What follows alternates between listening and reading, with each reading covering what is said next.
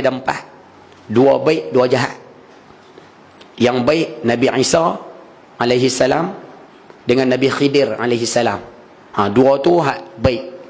Yang jahat Ustaz, makhluk jahat, yang pertama syaitan. Yang kedua Dajjal. Minal munzarin, mereka dipanjangkan umur oleh Allah Subhanahu wa taala. Baik. Dajjal, untuk maklumat dulu sekalian, kita duk faham selama ni mata dia buta sebelah, betul? Rupanya dalam hadis riwayat Imam Tabrani ada 2 tanda. Tanda ni akan keluar selepas Dajjal mengaku dia Tuhan. Sebelum dia mengaku dia Tuhan, tanda ni belum lagi keluar, ataupun tanda ni tak ada. Lepas dia keluar baru ada. Lepas dia mengaku jadi Tuhan baru ada sekalian. Yang pertama, mata buta sebelah. Ulama sebut matanya buta sebelah kiri, dan di dalam mata tersebut ada biji macam biji kismis. Ni ada dalam mata ni. Mata sebelah kanan dia terkeluar ke depan. Kita nak panggil apa? Macam tersembul keluar tu. Tapi bukannya jatuh di bawah, tapi nampak terkeluar sikit. Jadi dua-dua mata dia cacat. Tapi tanda ni akan keluar selepas dia mengaku jadi Tuhan, selepas dia mengaku ataupun dia menjadi ketua negara. Dia bukan orang biasa kan, dia ketua negara. Tanda yang kedua, ayah pernah dengar tulisan di dahi dia kaf fa ra.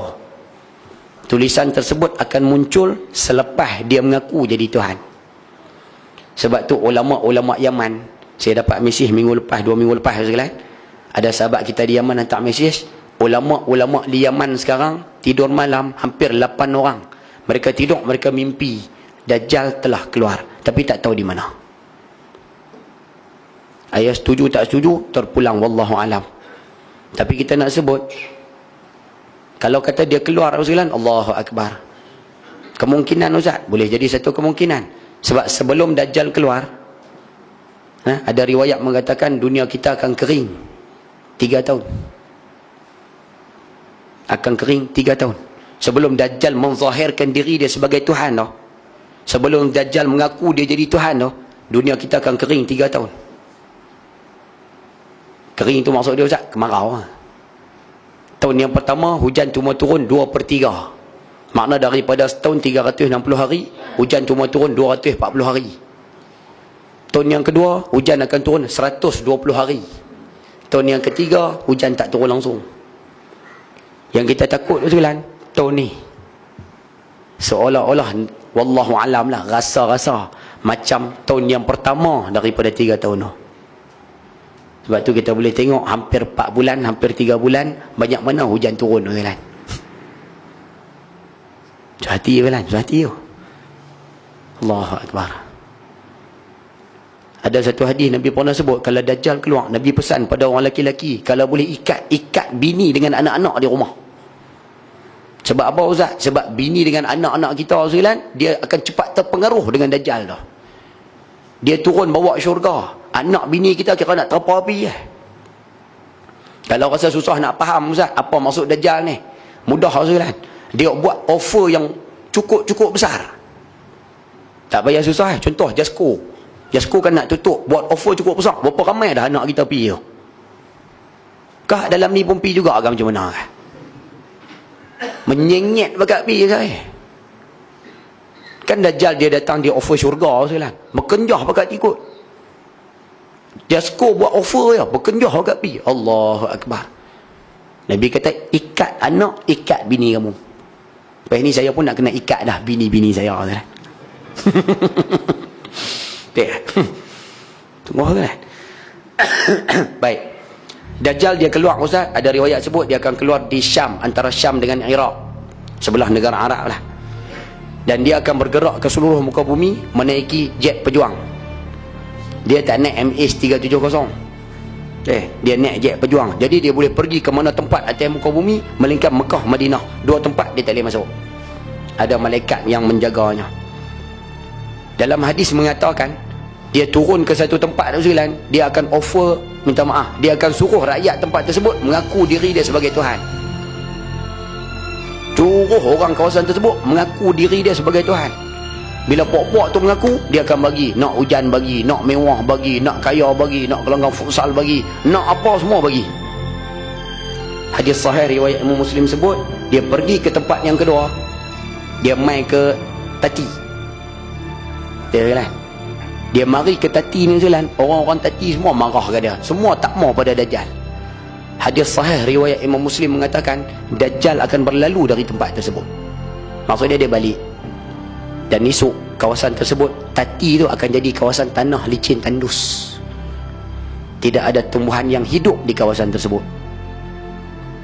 Cuba bayang Tuan. Kawasan yang dia lari tu ataupun kawasan yang dia balik tu, kawasan tu jadi tanah licin tandus. Translate mudah, jadi padang jarak, padang terkukur. Agak-agak dia buat apa?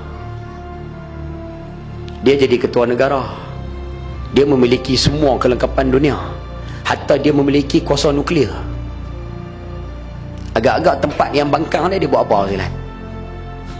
Dia bom. Sebab itu ayah-ayah kalau tengok gambar peperangan di Iraq, kita tengok cerita perang di Chechnya, kita tengok gambar perang di Rusia, gambar Allahumma salli ala Muhammad, ada ulama sebut gambar bangunan runtuh tu Tuan, gambaran itulah yang akan berlaku bila Dajjal datang. Tempat yang bangkang dia akan jadi macam tu lah.